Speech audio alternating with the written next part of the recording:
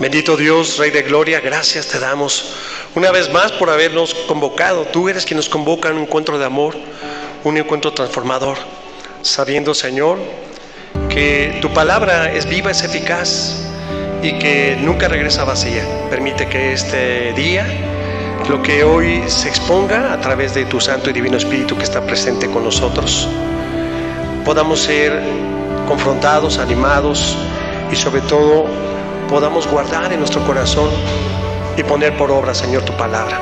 Gracias por lo que has preparado, este banquete espiritual, este banquete celestial. En el nombre de Jesús, amén.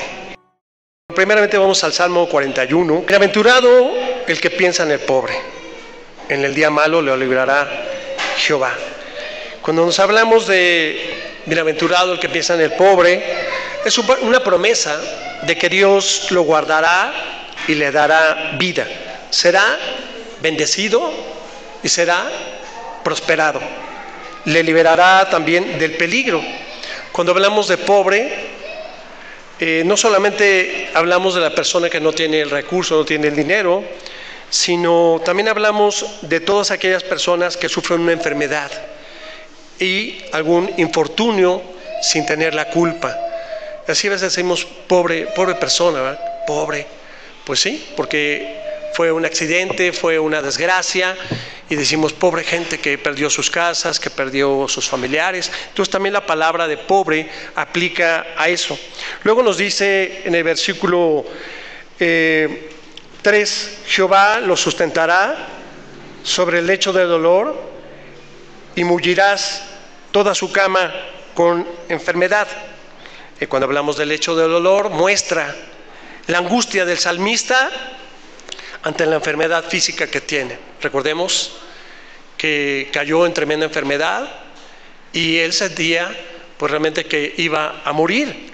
Por eso habla de este lecho de dolor y dice, porque contra ti he pecado. Y eso debemos estar conscientes, familia, que cuando pecamos contra Dios, no contra la esposa, contra el jefe, directamente contra Dios. Y entristece su corazón, porque dice, bueno, si sabiendo hacer lo bueno, hacer lo malo, ¿por qué?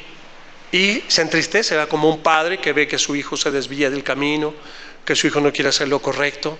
Nos duele como padres cuando nuestros hijos andan en sendas equivocadas. Dice, porque contra ti he pecado. Es un reconocimiento general del pecado y la necesidad del perdón. Si no reconocemos que hemos pecado, pues no necesitamos perdón. ¿De qué nos va a perdonar Dios si no hemos pecado? Pero cuando tú pecas, cuando nosotros pecamos, hay una necesidad de reconciliarse con Dios. Necesitamos una restauración. Así es que ahí en el versículo 5 en adelante nos dice, mis enemigos dicen mal de mí, preguntando, ¿cuándo morirá? Y perecerá ese hombre. O sea, se ve que no eran tan amigos, ¿no? Estaban esperando a ver en qué momento moría. Dice, mis enemigos. No especifica la escritura en los salmos quién o quiénes eran sus enemigos o sus adversarios. Como nosotros no sabemos quiénes son nuestros enemigos, ¿sí? Algunos tal vez los tengas identificados, pero en determinadas acciones que pasan en tu vida, uno dice, uy, pensé que era mi amigo, y te da la espalda, ¿no? Un familiar cercano, alguien, tu propio esposo, tu esposa, tus hijos. Y esa es la parte en donde se convierten en enemigos. Ya no son amigos, ahora empezamos a tener adversarios. Y dice, perecerá su nombre. Recordaremos que en las culturas antiguas el permanecer el nombre de una persona, el que no fuera recordara, es decir, que nunca había existido. Por eso siempre se procuraba pues poner en memoria al abuelo, al bisabuelo, contar las anécdotas de los ancestros, para que ese nombre siempre fuera recordado. Inclusive, ¿por qué creen ustedes que le ponen a los hijos el nombre del papá, del abuelo, del bisabuelo? Porque es una forma de honrar a tus abuelos y volverle a poner el nombre de él, ¿verdad? Decir, sí, así se llamaba mi abuelo, mi bisabuelo. Digo, si se llama Ruperto o otro nombre, a lo mejor ya no quieren ponerle, ¿verdad?, el mismo nombre, pero eso era una manera de honrar a tus ancestros. Y dice, los enemigos hablan mentira, su corazón recoge para sí iniquidad y al salir fuera la divulgan. Hablan mentira. David culpa a sus enemigos de visitarlo en su lecho de muerte, en su enfermedad, pero con un pretexto, con el pretexto de misericordia, pero con maldad en sus corazones. Como diciendo, ¿sigues enfermo? ¿No te has muerto? No, muchas veces las personas pareciera que les gustaría que nosotros estuviéramos mal. Y supuestamente son amigos o son gente cercana. Dice, reunidos murmuran contra mí todos los que me aborrecen. Contra mí piensan mal, diciendo de mí, pestilencia se ha apoderado de él, y él cayó en cama, no volverá a levantarse. Así que aún el hombre de mi paz, en quien yo confiaba, el que de mi pan comía, alzó contra mí el calcañar. ¿Le suena? Ese hombre de mi paz describe una relación íntima con una persona cercana, bendecido y prosperado. Le librará también del peligro. Así, recordemos ¿qué es el calcañar? Pues es la parte del talón. Dice, alzó contra mí su calcañar. Es la misma frase que utilizó Jesús. Recordará usted, y se cumplió la escritura en Juan 13, 18. Luego nos dice, mas tú, Jehová, ten misericordia de mí y hazme levantar y les daré el pago. Hazme levantar. David pide ser levantado de la enfermedad que tenía. También anticipa de alguna forma un paralelismo hacia la resurrección de Jesús, porque recordemos también que había una relación cercana con ¿quién? Con el discípulo que lo traicionó, ¿no? Y dolió en su corazón el haber sido traicionado por uno de sus fieles seguidores. También anticipa esta situación de que Jesucristo iba a ser levantado, y dice, en esto conoceré que te he agradado, que mi enemigo no se huelgue de mí. ¿Qué es holgar? Porque huelgue, el verbo es holgar. ¿Qué tienen? Es inútil, es ser inútil algo que no tiene ningún sentido, ¿verdad? Que mi enemigo no tenga sentido, no se burlen y no me destruyan. Así que en cuanto a mí, en mi integridad, me has sustentado y me has hecho estar delante de ti para siempre. Así que refiere a tener una vida larga aquí en la tierra, pero también tener una vida eterna con Dios. Bendito sea Jehová, Dios de Israel, por los siglos de los siglos. Así como hemos leído, hermanos, es un salmo de lamentación, pero también se puede denominar un salmo de exaltación a Dios. Habla de la situación difícil de una persona que sufre serias enfermedades físicas. ¿Quién de nosotros o nuestros familiares no ha pasado por una situación dura? Los que tuvimos COVID, en ese tiempo que logramos salir adelante. Y es una metáfora que presenta la victoria del Salvador Jesús sobre sus enemigos, especialmente sobre Satanás, que ya fue derrotado, ya fue vencido y no tiene poder sobre nosotros. Así que esta afirmación de confianza en el poder del Señor para librarnos de las angustias del creyente. Cuando estés en angustia, cuando estés en tribulación, pues debes recordar que dice Jesús, yo he vencido al mundo, vosotros también lo lograrán. En Cristo somos más que vencedores. Así que, pues este Salmo 41 es muy bonito, es un colofón de alabanza al final del libro, ¿verdad?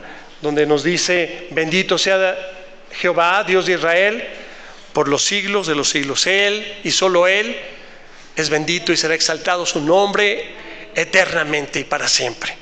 Pues muy bien, vamos a entrar al tema sobre Marcos 5. Le pido que tenga su Biblia abierta. Marcos 5, ya han leído del 1 al 10, porque sabemos que Dios es creador de la vida. Él es el origen de todo. Y estamos conscientes de que quien ama a Dios, ama la vida, porque Él es generador de la vida.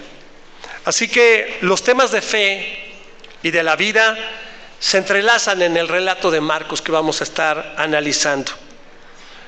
Quien tiene fe, ama a Dios.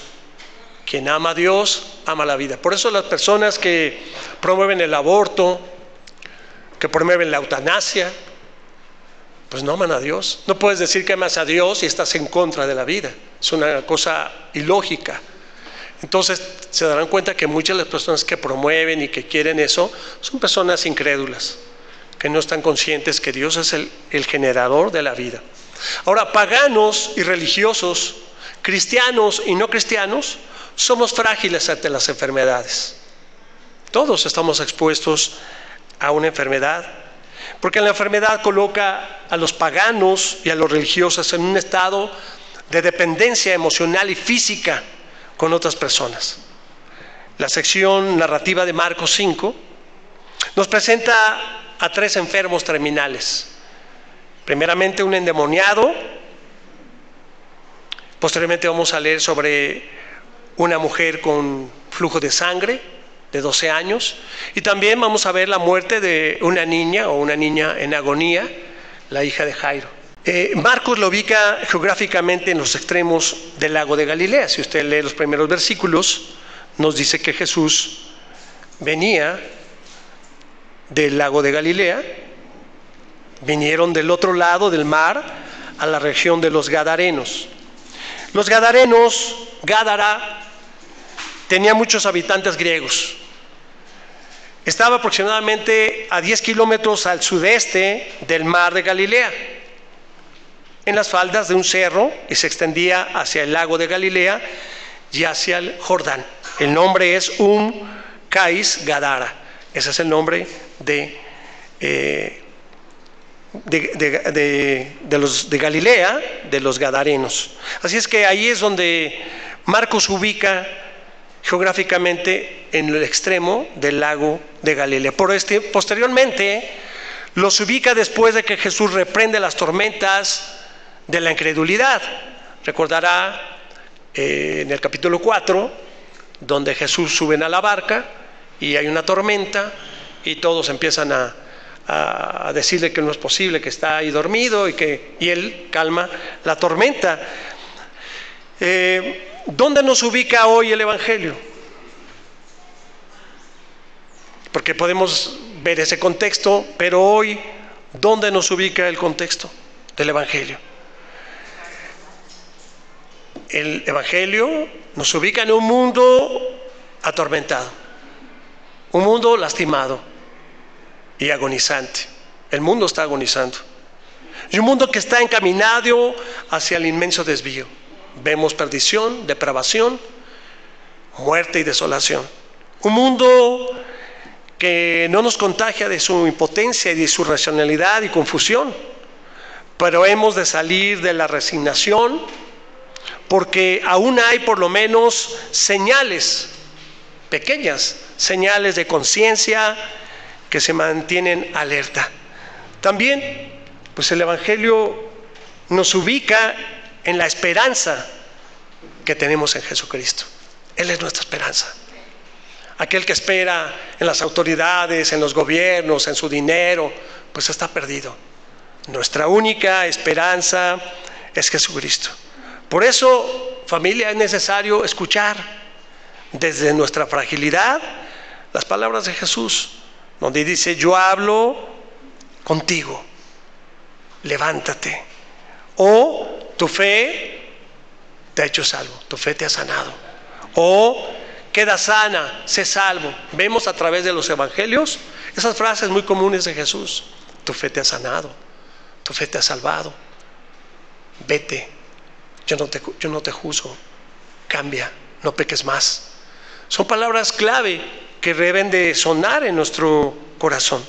Vemos al endemoniado, dice en el versículo 4, porque muchas veces había sido atado con grillos y cadenas, mas las cadenas habían sido hechas pedazos por él y desmenuzados los grillos, y nadie le podía dominar.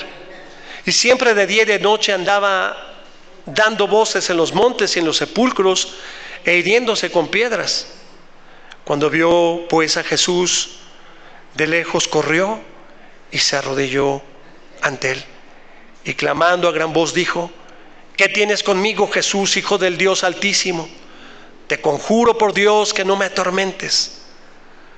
Porque le decía: sal de este hombre impuro, inmundo, espíritu inmundo. Y le preguntó: ¿cómo te llamas? Y respondió diciendo: Legión, me llamo porque somos muchos. Y le rogaba mucho que no los enviase fuera de aquella región. Así que el endemoniado vemos que habita en una zona gentil, sus facultades mentales están deterioradas, porque pues ya muchos para esta época le pueden decir que era un esquizofrénico, ¿no? Con nada puede ser dominado. No sé si usted ha visto alguna persona que está poseída o endemoniada. Tiene la fuerza de 4 o 5 personas, no la puedes contener.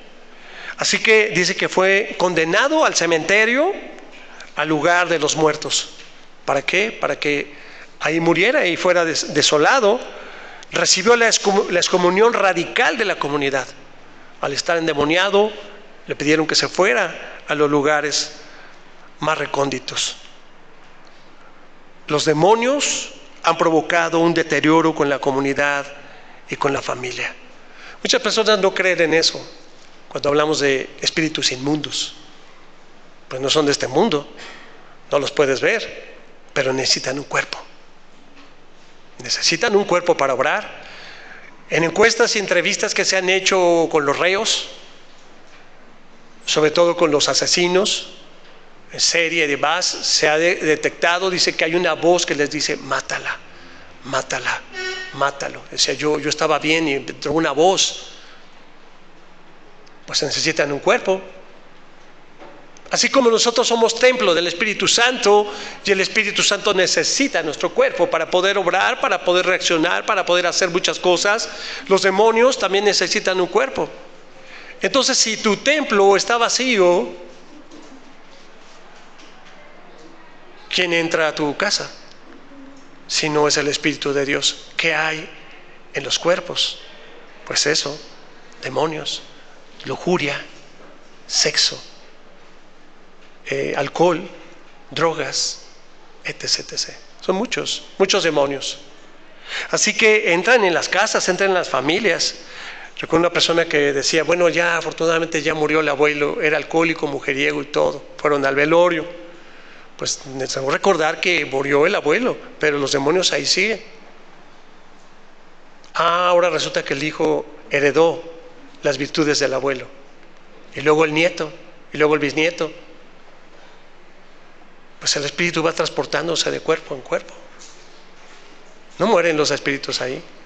Al contrario, necesitan un cuerpo para materializarse y seguir haciendo todas sus fechorías. Los demonios han provocado ese deterioro en nuestros hogares, en la familia. Los demonios nada tienen que ver con lo divino. No tienen nada que ver. Tan así que huye despavoridos hacia el abismo. ¿Y sabes qué? Déjanos entrar a ese hato de cerdos. Y dice que los cerdos se fueron a un despeñadero. Necesitan un cuerpo. Así que, partiendo del versículo 11, dice: estaba allí cerca del monte un gran hato de cerdos paciendo, y le rogaron todos los demonios diciendo: envíanos a los cerdos para que entremos en ellos. Y luego Jesús les dio permiso, y saliendo aquellos espíritus inmundos, entraron ¿en dónde?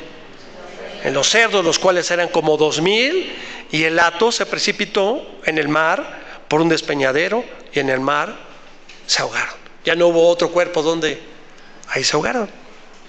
Versículo 14: y los que apacentaban los cerdos huyeron y dieron aviso en la ciudad y en los campos, y salieron a ver qué era aquello que había sucedido.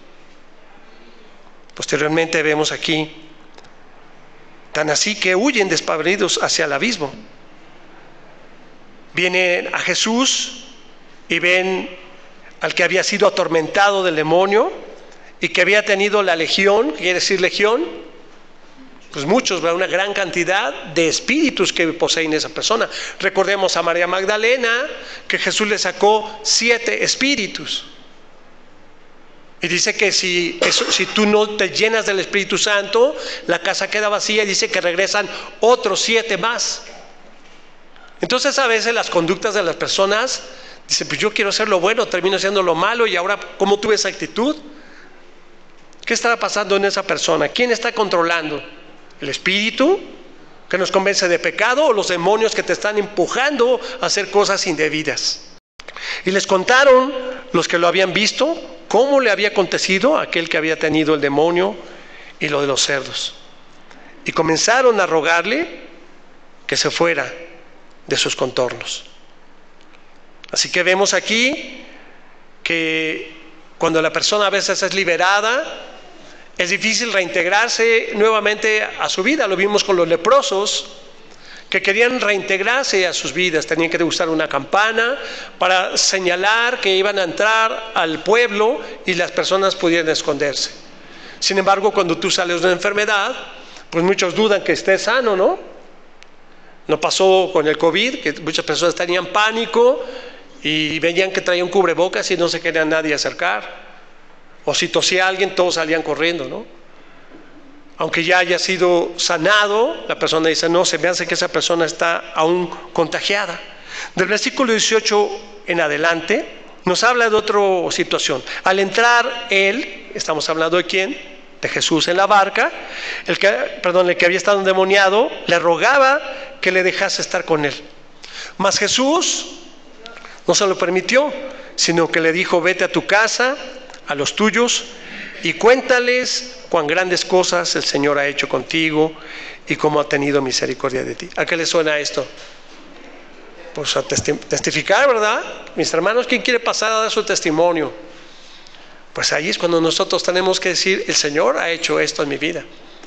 A veces parecieran cosas pequeñas y nos da un poquito de, tal vez, de pena pasar a decir, pero es importante que la iglesia sepa cómo se está moviendo Dios en tu vida, qué es lo que está sucediendo, porque cuando tú testificas, muchos dicen, sí es cierto, a mí también el Señor me bendijo de tal manera. Así que dice en el versículo 20, y se fue y comenzó a publicar en Decápolis cuán grandes cosas había hecho Jesús con él, y todos se maravillaban. Pasando otra vez Jesús en una barca a la orilla, se reunió alrededor de él una gran multitud, y él estaba junto al mar. Así que Jesús deja la tierra de los gentiles y se dirige a la otra orilla. ¿Qué estaba en la otra orilla? Pues Jerusalén, ¿no? Así que se encuentra con caos similares en los dos territorios, tanto en la tierra pagana como en la religiosa, porque sabemos que las personas son vulnerables. Los gentiles vivían pues bajo el régimen romano, la famosa Pax Romana, pero de alguna manera reproducían la injusticia. Más impuestos, apretar al pueblo, sangrarlo, vivían en constante injusticia. Pero ¿qué pasaba al pasar del otro lado? Pues la tierra donde estaban los judíos, los religiosos, tierra de devotos, pero también existía una opresión religiosa, expresada también en injusticia. ¿Por qué? Porque esta era tierra religiosa. Y aquí encontramos dos circunstancias importantes. Una mujer con 12 años enferma, con un sangrado, probablemente hoy dirían los médicos es un mioma, ¿verdad? Que no le permitía llevar una vida plena. Y vamos a leer también sobre una niña la cual estaba enferma en una fase terminal. Así que dice en el versículo 22, y vino uno de los principales de la sinagoga llamado Jairo, y luego que le vio, se postró a sus pies. ¿De quién? Pues de Jesús, ¿verdad? Y le rogaba mucho diciendo, mi hija está agonizando, ven y pon las manos sobre ella para que sea salva y vivirá. Dice, fue pues con él y le seguían una gran multitud y le apretaban. Pero ¿qué es lo que pasó en ese momento? Pues que aparece otra mujer que venía con esa situación de enfermedad ya con mucho tiempo y vio a Jesús y trataba entre la multitud, porque aquí nos habla que había una multitud que estaban apretando a Jesús. Versículo 25, pero una mujer que desde hace 12 años padecía de flujo de sangre y habría sufrido mucho de muchos médicos, es decir, había gastado mucho dinero en estar yendo con los doctores y gastado todo lo que tenía y no había aprovechado antes, sino que iba peor. Cuando oyó hablar de Jesús, vino por detrás entre la multitud y tocó su manto. Porque decía, si tocare tan solamente su manto, seré salva, seré sana. Y enseguida la fuente de su sangre se secó y sintió en el cuerpo que estaba sana de aquel azote. Luego Jesús, conociendo en sí mismo el poder que había salido de él, volviéndose a la multitud, dijo, ¿quién ha tocado mis vestidos? Sus discípulos le dijeron, pues ves que la multitud te aprieta y dices, ¿quién me ha tocado? Pero él miraba alrededor para ver quién había hecho esto. Entonces la mujer, temiendo y temblando, sabiendo lo que en ella había sido hecho, vino y se postró delante de él y le dijo toda la verdad. Y él le dijo, hija, tu fe te ha hecho salva. Ve en paz y queda sana de tu azote. Así que vemos aquí dos representaciones de Israel. Una nación religiosa que también necesita de la sanidad divina. ¿Por qué? Porque la religión y la fe se oponen. ¿Por qué? Porque la religión oprime al punto de enfermar a las personas con tantas restricciones. No hagas esto, no hagas lo otro, no hagas aquello, dice la disciplina, dice el tal artículo. Llega un momento en que son tantas las cargas que te olvidas de amar a Dios por estar concentrado en no fallar en muchas cosas.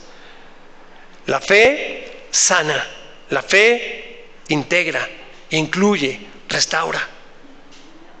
Jesús, ¿qué dice ahí? Que pasó a la otra orilla. Es decir, Jesús pasa de este a oeste.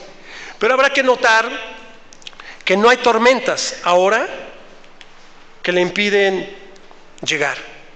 Viajan desde el pueblo pagano a Israel.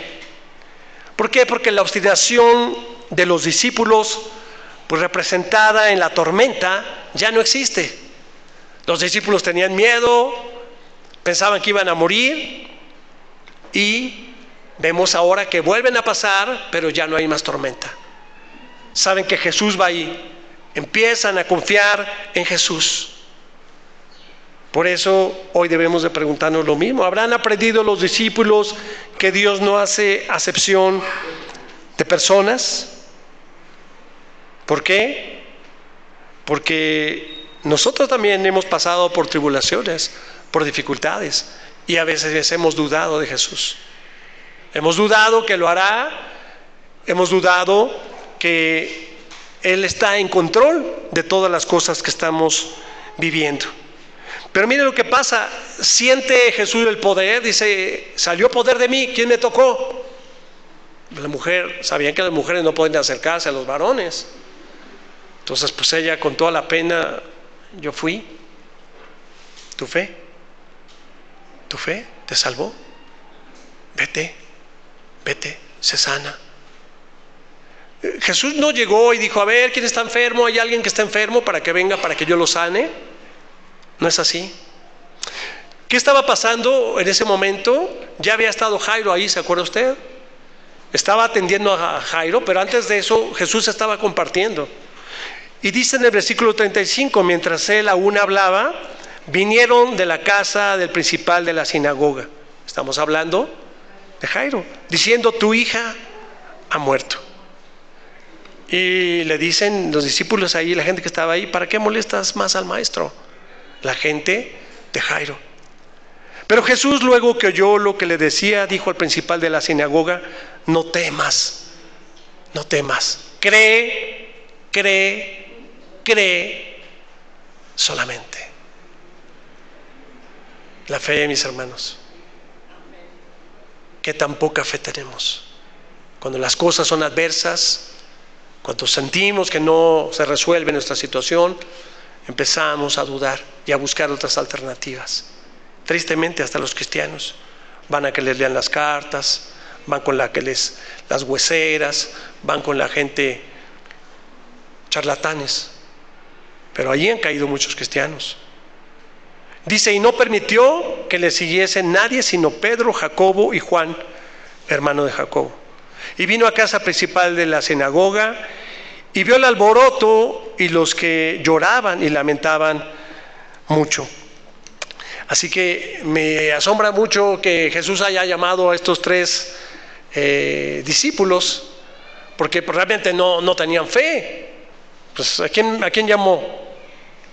A Pedro, el que lo negó. Pues no creo que tuviera nada de fe. Y luego los otros, ¿verdad? Los hijos del trueno, ¿verdad? Violentos, agresivos, y otro Pedro. Pues eran tres que tenían un carácter pues tremendo. Así que vamos a irlo desglosando. ¿Habrán aprendido los discípulos que Dios no hace acepción de personas? ¿Creen ustedes que sí aprendieron? ¿Habrán aprendido que Dios no hace distinción entre razas, lenguas, religión? Cuando hablamos de inclusión habla de todo. Ahí se basan muchos del grupo LGTB, ¿verdad? Dicen: Dios no excluye. No, claro que no. A nadie excluye. La diferencia está que ellos solitos se excluyen. Si tú pecas, tú te excluyes. Tú estás incluido en la salvación. Todos están incluidos. Las rameras, los publicanos, los homosexuales, todos están incluidos. Pero de ti depende que hagas lo que tienes que hacer para restaurarte, para ser salvo. Dios no hace acepción de personas. En la otra orilla dice que le espera una gran multitud. Entonces se acerca a este hombre importante de la religión judía. Pero vamos a tomar primero el caso de la mujer que padecía flujo de sangre, que propiamente no era su periodo menstrual. Según la ley judía, el periodo de menstruación se le consideraba a una mujer impura. No podían entrar a los templos, no podían sentarse en muchos lugares. En este caso, pues la mujer es una mujer soltera. Si era una mujer soltera, pues no podría ser desposada. Si era casada, pues no podría tener relaciones con su pareja, exponiéndose a ser repudiada por el varón. Así que, pues en el marco religioso, la sangre es vida. Y perder sangre significa pues perder la vida. Luego esa mujer pues no tiene esperanza alguna. ¿Qué mujer podría tener esperanza en esos tiempos, mis hermanos? Nada, no había posibilidades. Pero ella, después de saberse desgastada económicamente y rechazada por su propia religión, se acerca a Jesús con tanta fe, metiéndose entre la multitud y tocar el manto, donde Jesús opta por sanarle. Podría haber dicho que no. Sin embargo, dice: tu fe te ha sanado. Porque a veces la fe transgrede la ley. ¿Qué hubiera sido si hubiera sido sábado? ¿Qué le habían dicho a Jesús? ¿Por qué está sanando a esta mujer? Que venga hasta el lunes. Entonces, cuando la ley oprime, hay que ir contra ella. Por eso a Jesús lo consideraban un rebelde, lo consideraban que sublevaba a las personas. Pero dice la Escritura que es primero debemos de obedecer a Dios que a los hombres. Por eso los cristianos fueron acribillados, porque no adoraban a un rey, no adoraban a una imagen, y eso los llevó a la muerte, a la decapitación, a echarlos al aceite hirviendo, a echarlo a los leones con las vacas bravas o vacas locas, ¿verdad? A todas aquellas personas que iban en contra de la autoridad, de las ideologías de esos tiempos. Así que cuando la ley oprime hay que ir contra ella, pero no de manera apologética, sino con la fe expresada en la acción y la confianza y el amor. Porque el amor dice que todo lo puede, todo lo transforma. Así que ella tocó su manto. ¿Y qué significa el manto? El manto es un símbolo de poder que se identifica con la persona misma.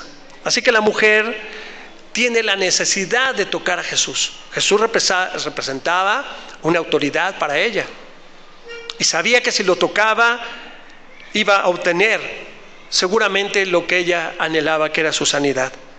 Sabe que se le está yendo la vida, tantos años con este sangrado, y ella anhela recuperarla.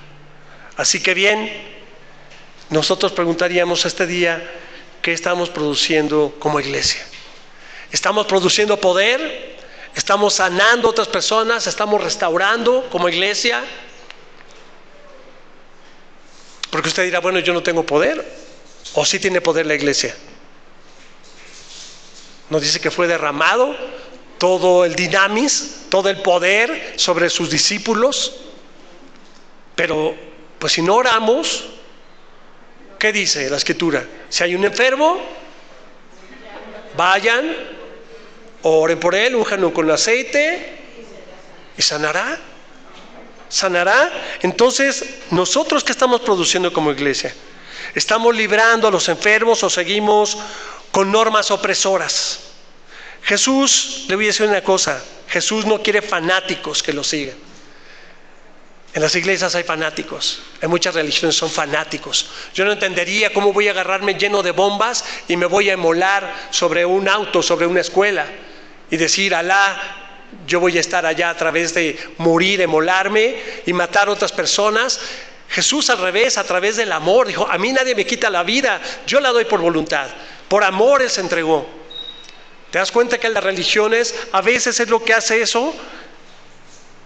Fanáticos religiosos, y los hay también dentro de los cristianos. Sí hay fanáticos, en donde vemos el pecado de los demás, pero no vemos nuestra actitud, no vemos nuestra condición humana, no vemos nuestras fallas. Es que aquí dice la Biblia, y la Biblia dice, sí, y tú ¿por qué no lo haces? Ves la paja ajena y no ves la viga que hay en tu ojo. Así que Jesús quiere hombres y mujeres que comprometidos, que le sigan y que sean liberados por el amor. El amor, el factor transformador. En lugar de juzgar a tus hermanos, pues hay que amarlos. Y a través del amor que Él derramó en nuestros corazones y que derrama cada día, nosotros podamos procurar la vida en las personas. Esto quiere decir que acaba todo el dominio de opresión y de muerte.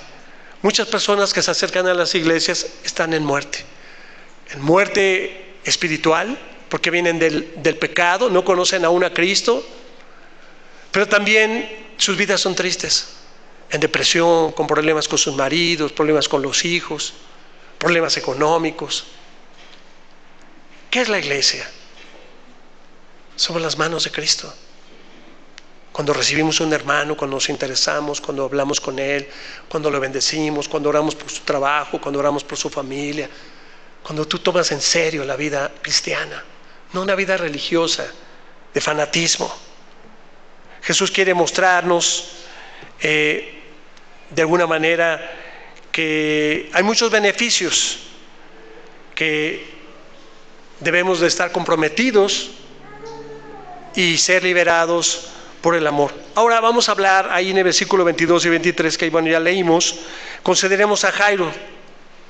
Jairo, este hombre poderoso, Marcos usa un propósito de término de la congregación, es decir, los reunió en la sinagoga, alrededor de una gran multitud, y la gente busca, ¿qué? Obtener beneficios. ¿Sabía que la gente busca para eso a Dios? La mayoría de las personas buscan para eso a Jesús. Señor, sáname, Jesús, dame, Jesús esto, Jesús lo otro. No está en contra de que nosotros le pidamos, porque es un Padre amoroso. Pero tenemos que olvidarnos que si Él dio su vida por nosotros, nosotros tenemos un compromiso, una respuesta, que es el amor. No estarle pidiendo todo el tiempo, sino debe haber gratitud en nuestro corazón. Y no solamente buscarlo por los beneficios que Él pudiera darnos, porque sabe que la gente no quiere dejar sus tradiciones. Ahorita ya algunos ya están preparando sus ofrendas para noviembre, ¿verdad? Están preparando el Halloween, Día de Muertos en las escuelas. No mande a sus hijos a la escuela esos días, por favor. O hable con los directores y les sabe que nosotros, mi hija no va a participar. Muchos decían, ay pastor, ¿cómo van a reprobar a mi hija? ¿Por qué los testigos de Jehová, cuando hacen honores a la bandera, no participan? Porque tienen convicciones y van y hablan con los directores. Yo, que fui director de una escuela, tuvimos alumnos testigos. Inclusive católicos decían, ¿sabe qué? Yo no estoy de acuerdo que mi hijo o mi nieto esté en la hora del devocional. No hay ningún problema, vamos a sacarlo, con la libertad de que él esté. Pero nosotros, ¿por qué nos da pena ir y decirle, oiga, yo no estoy de acuerdo en que mi hija, ¿verdad?, de preescolar o de primaria esté pintando unas calaveras que le mandó la maestra? Porque es una tradición. Pues hay tradición, pues váyanse allá a Huejutla o a algún lugar donde está todo el apogeo. ¿Por qué en tu casa? ¿Por qué en tu familia? ¿Por qué quieres seguir participando de esas tradiciones? Es que voy a comprar pan de muerto. ¿Pan de qué? O sea, ¿vas a llevar pan de muerto a tu casa? Pues ¿qué tiene, pastor? No está tan religioso. Pues ¿no hay otros panes? ¿Quieres llevar una calavera en pan y comértelo? Hay simbolismos, familia. Hay cosas que a veces no entendemos entre los propios cristianos y nos dejamos llevar por eso, por las tradiciones, por las cosas culturales, o lo avalamos con diciendo, pues es el que tiene de malo, es algo cultural. Me decía una mamá que trabajó en la SEP, se enfrentó a mí, es que usted es muy religioso porque esto es una tradición. Pues será tradición, pero no lo voy a hacer en mi escuela, no la voy a hacer aquí en la escuela. Enséñeselo en su casa. Aquí en la escuela no lo vamos a hacer. Y así fue. Entonces, familia, nosotros tenemos que tener conscientes que hay muchas cosas que nos complican y le enseñamos a los hijos. Lo hemos platicado para el día de las calaveritas, ¿verdad? Disfrazas a tu hijo de vampiro, disfrazas a tu hijo de muerte, vayan a que les regalen dulces. ¿Qué tiene, pastor? Bueno, pues está bien, ya lo expresé, hay una predicación muy clara, entra a YouTube y ahí está, la voy a compartir también antes nos acerquemos para los que no la conocen, que hay cosas espirituales atrás.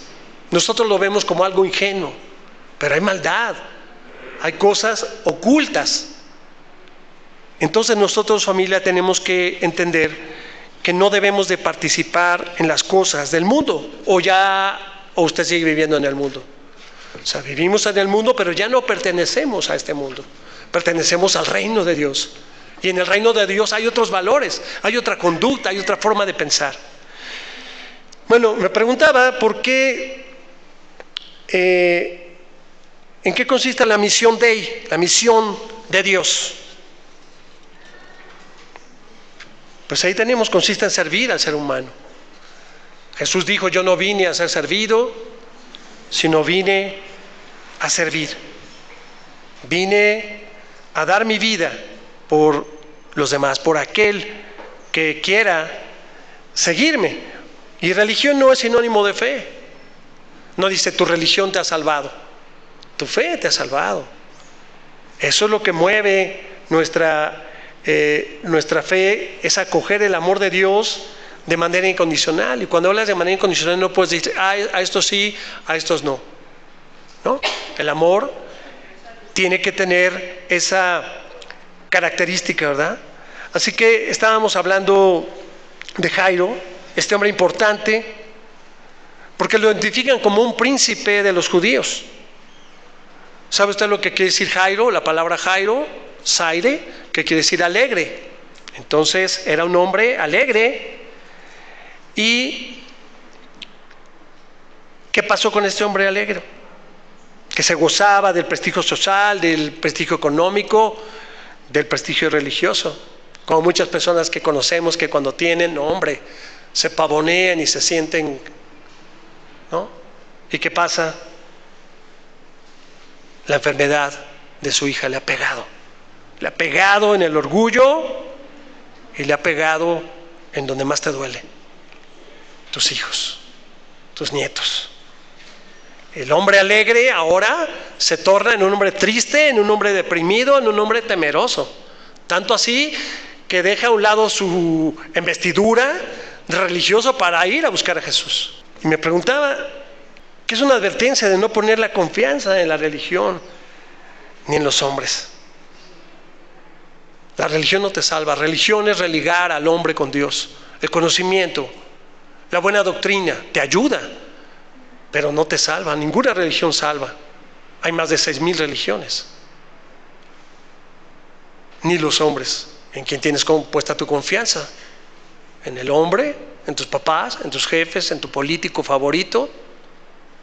No te salvarás. Solamente en Cristo hay salvación. Yo me preguntaba, ¿por qué permitió Jesús que muriera la niña de Jairo? ¿No? Hay Marcos 5, donde nos narra esta historia. Jesús deja esperando al rico, a este poderoso de Jairo, mientras que primeramente sana a la mujer. Ya había estado Jairo ahí, y le había dicho, espérame tantito, y se pone a sanar a la mujer. Así que no solo eso, sino que inmediatamente después comienza a predicar acerca del Evangelio. Se calcula que más o menos 1 hora pasa mientras que Jairo está esperando. Haber dicho, oye, ¿no sabes quién soy? Yo soy muy importante para estar perdiendo el tiempo, aunque tú estés ahí hablando con la gente. Durante este tiempo, ¿qué es lo que pasa? Pues muere la hija de Jairo. La pregunta que se hace uno en este pasaje, por lo menos yo me la hice, es ¿por qué permitió Jesús que la hija de Jairo muriera? ¿Acaso no sabía Jesús que si se demoraba, moriría la pequeña? Pues existen 3 razones, o por lo menos yo las encontré así. Primero, Jesús se detuvo para demostrar lo importante que tenía que enseñar. Jesús estaba ahí con un propósito, y no era el de sanar a nadie. Esa era la cuestión de vida o muerte, y Jesús optó por enseñar el Evangelio a la gente en lugar de salvar la vida de la niña. Vemos muy claro, porque eso nos puede dar un panorama de a veces de lo que creemos. Los que creyeron en el Evangelio, obviamente ni siquiera se dieron cuenta de lo que estaba sucediendo, pero los que rechazaron a Jesús, pues miraron este acto como un desdén. Como diciendo, oye, pues que no estás viendo que la niña se está muriendo, que este hombre está súper desesperado y tú sigues hablando del Evangelio. Uno puede ver esta situación tan tensa que inclusive vinieron unos ayudantes o sirvientes de Jairo a decirle, tu hija ha muerto. Él dice, ¿para qué molestas al maestro? Ya, o sea, ya vámonos a la casa, tu hija ya está muerta. Ahí en el versículo 35. Así que al leer estas palabras, usted casi puede sentir el sarcasmo de estas personas al culpar a Jesús por la pérdida de la vida de la niña. Jesús ni se inmuta en este tipo de actitud. Jesús no era nada nuevo, porque ya había salido antes. ¿Se acuerda usted? Cuando Marcos presenta a Jesús, cuando Lázaro, ¿no? Cuando Lázaro estaba enfermo y le dicen, oye, está enfermo tu amigo. Ah, sí, luego voy. Pues esperó 3 días para llegar y ya lo encontró muerto. Dijo, si hubieras llegado antes, no hubiera muerto. Sin embargo, Marcos presenta aquí a Jesús como maestro tratando de enseñar acerca del reino de Dios, mientras que era constantemente interrumpido por los que querían ser sanados. Cuando Jesús estaba ministrando, hablando del reino de Dios con sus parábolas, explicándoles qué es lo que teníamos que hacer aquí para llegar allá, siempre, vea usted las escrituras, siempre aparece un enfermo queriendo que lo sanen. Estaba hablando con ellos cuando de repente abrieron el techo y no, los amigos metieron a un enfermo ahí abajo. Jesús no había ido a sanar. Jesús estaba hablando, estaba enseñando, estaba compartiendo de las cosas importantes que vendrían. Así que al leer estas palabras, pues vemos que Jesús obviamente no vino a ser un curandero. Porque muchas personas dicen, pues es que Jesús tiene que sanarme. En su gracia, en su amor, en su misericordia, Él puede hacerlo. Sin embargo, los que ya estudiamos Timoteo, dice que no todas las personas sanarán, sino serán para testimonio, que aun siendo enfermos, sigan buscando de Jesús, sigan testificando que aunque no tengo piernas, Él es mi Señor. Aunque no tengo ojos, sigo diciendo, Señor, tú eres mi Salvador. Y en cambio, los que estamos sanos, nos quedamos callados y no glorificamos a Dios. Así que, sin embargo, debido a su constante compasión, Jesús sanó a todos los enfermos que se cruzaron en su camino. Jesús no vino a hacer noches de gloria, no vino a decir, saquen a sus enfermos porque hoy voy a sanar a todos. Enséñeme un texto que diga eso. La persona que está enferma, la persona que está padeciendo, sale en busca de Jesús porque tiene fe. No te puedes quedar sentada, no te puedes quedar. El ciego que tiene que ir hasta Siloé, que hace saliva al Señor y le escupe y pone en sus ojos y le dice, ahora ve a enjuagarte a Siloé. 30 kilómetros como de aquí a Topan o de aquí a Tulancingo. Yo decía, oh, pues ¿por qué no le dijo, sé sano, ábrete tus ojos, como en muchos otros casos? Lo mandó por decir a la fe necesaria. Y cuando Dios te manda a hacer algo, tu fe, nos debilitamos. No, es que no, ya mejor ya me voy a divorciar. No, es que ya mejor no, ya. Y claudicamos cuando Dios tiene una bendición grande para ti. Pero tú tienes que perseverar, tienes que luchar, tienes que creer. ¿Qué será? El problema de nosotros es que todo lo queremos rápido, que sea en nuestros tiempos. Esa es una situación constante que pasaba con Jesús y debemos de recordar y tener clave que ese era el mensaje del Evangelio. Jesús vino a traernos salvación, vida eterna, no a sanar a las multitudes. La gente se encontraba en el camino y lo sanaba. ¡Hey, Jesús de Nazaret, sáname! ¿Qué quieres que yo te haga? Y lo hacía. Sin embargo, tiene que quedar muy claro, familia. Es por eso que en la historia se ve cómo Jesús le dio prioridad a la enseñanza. A la enseñanza. A muchos les da flojera estudiar, escuchar. Les gusta más el espectáculo. Las cosas, ¡pum!, milagrosas. Ah, mira, dejó la silla de ruedas. ¡Gloria a Dios! Pero lo que te va a salvar es la doctrina, es el conocimiento que vas a aplicar hacia tu vida. Obviamente, todo sustentado en Cristo. Incluso eso significa que la hija de Jairo tuvo que esperar. Tuvo que esperar a que Jesús terminara de dar el mensaje y ahora sí ir. Segundo punto, Jesús hizo esperar a Jairo para enseñar que la fe vale más que las riquezas. Es interesante notar que la pobre mujer que había sido enferma durante 12 años, mismos años que había vivido la hija de Jairo, esta mujer era una persona sin importancia ante los ojos sociales, una persona sin nombre, indigente, olvidada, marginada. Mientras que Jairo pues era conocido, era rico, era famoso, era un líder religioso. y muy estimado por la ciudad. Sin embargo, Jesús no le dio nada de importancia a su estatus social. Jairo ha de haber dicho: ¿y esa mujer quién es? Una mujer anónima, una mujer pobre. ¿Por qué no me haces caso a mí? Que yo soy bien importante, que yo soy muy bueno, que yo tengo mucho dinero. ¿Por qué Dios ha de hacerte caso a ti? ¿O a mí? ¿Habrá jerarquías entre sus hijos? ¿Habrá jerarquías para recibir bendición? No, Jesús nunca hizo acepción de personas y jamás se dejó impresionar por el estatus social o las riquezas. Y a veces nosotros, ¿verdad?, nos impresionamos con decir: ay, mira la hermana, tiene mucho dinero, mira qué camionetota tiene, o tal cosa, es político. Pues eso no te viene a impresionar, porque el que camina junto a ti, el que te sostiene, es el Rey de Reyes y Señor de Señores. Es el más poderoso que hay. No debemos de honrar a las personas del mundo. Debemos de respetarlas, claro que sí, pero no honrarlas. Solamente Dios, en la persona de Jesucristo, debe de ser honrado. Así que Jesús hizo que Jairo esperara mientras que él terminaba de enseñar a la multitud y sanaba a esa mujer.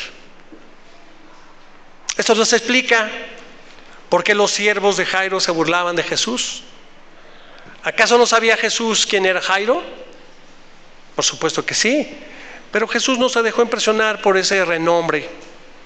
Él estaba más impresionado, ¿sabe qué?, con la fe de la mujer. Con la fe de la mujer de ir en contra de todas las posibilidades, tal vez ya sin fuerza, sin esperanza, y es donde a la cual no le dé vergüenza el querer tocar, aunque sea el borde de su manto, y fue en busca de Jesús. Y 3, Jesús permitió que la niña muriera para ser glorificado al resucitar de entre los muertos. Pues comentábamos que en cierta similitud, ¿verdad?, con lo de Lázaro, que estaba enfermo, y él esperó hasta que Lázaro hubiera muerto para entonces llegar a su auxilio. ¿Por qué? Porque todo el mundo viera el poder de Dios en la vida de Jesús. Cuando lea usted completo Marcos 5, dice que Jesús levantó a la niña entre los muertos. ¿Para qué? Para demostrar su poder, para demostrarse a sí mismo como el autor de la vida, para resaltar su papel como mayor que Eliseo. Recordará, ¿verdad?, el cual también resucitó a un niño de entre los muertos en una situación muy similar. Dice que entró al cuarto. Pero ¿cuál es la gran diferencia entre Eliseo y Jesús? Mientras Eliseo, lleno de pánico, que fue con esta mujer sunamita, que le había dado un hijo después de que también ya era grande, muy parecida a la historia de Abraham y Sara, ¿no? Entonces, que había perdido a este niño, Eliseo llega, pero con un pánico corrió a la cama y frenéticamente trató de hacer todo. Dice, luego léalo usted ahí con calma en segundo libro de Reyes 4, 33 y 36, dice que se subió al cuerpo, que pegó su boca con la boca del niño, sus ojos con los ojos, luego se volvió a levantar y otra vez, pues ya estaba desesperado por el Eliseo, y operó su poder en su debido tiempo, por supuesto. A diferencia de la desesperación de Eliseo, ¿qué hizo Jesús? Simplemente se acercó a la niña, le susurró al oído: Talita Kumi, levántate, y la niña inmediatamente se levantó. ¿Por qué? Pues porque Él tiene todo el poder, Él tiene toda la autoridad, Él tiene toda la majestad para poder hacer todo lo que Él necesite. Así que, pues vemos la niña enferma, ¿verdad? Dios permitió que no muriera. Así que esta era propiedad, pues, del Padre. Es un tesoro que también puede ser negociado por medio del matrimonio. Las hijas representaban un buen negocio, porque pedían dote por ellas. Así que ante este hecho, Jesús llama a 3 de sus discípulos, ya vimos, pues no porque tuvieran fe, sino porque eran los más difíciles de convencer. Eran testarudos. Así que, pues también eran violentos, eran fanáticos. Y Jesús quiere mostrarles que es más importante el amor hacia las personas. Quiere mostrarles que es necesario comprender la misión de Dios. Al ver que esta niña tuvo la bendición de volver a tener vida, pues ¿qué es lo que sucedió? Que les dijo, denle de comer, ¿no? Mira, ya está otra vez respirando ahora. ¿Por qué? Qué raro, ¿no? Pues ya resucitó y dice, ahora denle de comer. Es una niña que está creciendo. Su crecimiento había sido detenido, pero hace un paralelismo a Israel, que se ha tornado como muerto por su religión. ¿Vemos lo que estamos pasando con los israelitas? Siguen en su religión, con sus sombreritos, con sus togas, con sus cantos, con sus cosas. No han creído en el Salvador, el Señor que dio la vida, que vino a los suyos y los suyos lo rechazaron, lo desecharon. Siguen esperando un Mesías. Ya no habrá tiempo para ese pueblo. Así que Marcos destaca que Jairo deja de ser el jefe de la sinagoga para ser el padre de familia. Dejar las cosas, hablábamos con los matrimonios ayer, ¿qué cosas te están estorbando para poderte dedicar a tu familia? Pregunta, ¿qué cosas te están estorbando para asistir a la iglesia? Para llenarte de la palabra, para buscar más de Dios. Tenemos que hacer un análisis y entender que hay cosas que tenemos que dejar, por lo menos un tiempo o en cantidad de tiempo, para que nosotros podamos estar en las cosas que nos son necesarias. Y dice, dale de comer. El cuerpo, amados hermanos, la iglesia, somos un cuerpo, ¿verdad? La iglesia de Jesucristo necesita ¿qué? Alimento espiritual, que es a lo que nos reunimos, a oír las escrituras, a escudriñarlas, y necesitamos seguir preparándonos, estudiando, para que tengamos un buen alimento espiritual y podamos crecer y reproducirnos. Porque hay muchos que son bebés en la fe, tienen poco tiempo que aceptaron a Cristo, son bebés. ¿Quién te va a fortalecer? ¿Cómo te vas a fortalecer? Es necesario que nosotros entendamos que la iglesia de Jesucristo no necesita líderes. Escúchenlo en muchas denominaciones. El líder. No necesitamos líderes ni jefes. La iglesia necesita siervos espirituales, discípulos y padres responsables que alimenten a su familia con la palabra de vida. Cada uno de nosotros en lo que nos toque hacer, a través de las escrituras, a través de la palabra, necesitamos seguir siendo responsables en cada una de las labores que estamos realizando. Así que yo le invito a que se ponga en pie para que leamos juntos esta última diapositiva y digamos, amado Señor, alimenta nuestro corazón necesitado de ti, danos la bendición de ser sanados y restaurados por tu infinita gracia. Aumenta nuestra fe en Jesucristo. Cierre sus ojos un momento. Padre, acrecenta nuestra fe. A veces decimos que tenemos fe, Señor, pero cuando vienen los problemas, las dificultades, la enfermedad, somos tan frágiles y terminamos por buscar otras soluciones o apagarnos. No permita, Señor, así como hemos visto hoy a través de tus escrituras, cómo hiciste con estas tres personas, el endemoniado, cómo hiciste con la hija de Jairo y también, Señor, con la mujer que tenía el sangrado. Su fe fue bastante, fue grande y tú respondiste. Yo sé que en estos días mis hermanos y mis hermanas están pasando por alguna adversidad, alguna situación en la cual nosotros no podemos. Por eso te pedimos que te manifiestes poderosamente en la vida de este cuerpo, de tu iglesia que te ama. Permítenos, Señor, seguir buscando de ti, no claudicar, no desesperar. Al contrario, Señor, acrecienta nuestra fe. Permítenos, Señor, tener la victoria que nos has prometido y nosotros ser pacientes y ser obedientes. Gracias por tu bendita palabra. Anhelamos, Señor, que tu iglesia la guarde en su corazón y la ponga por obra. En el nombre de Jesús. Amén.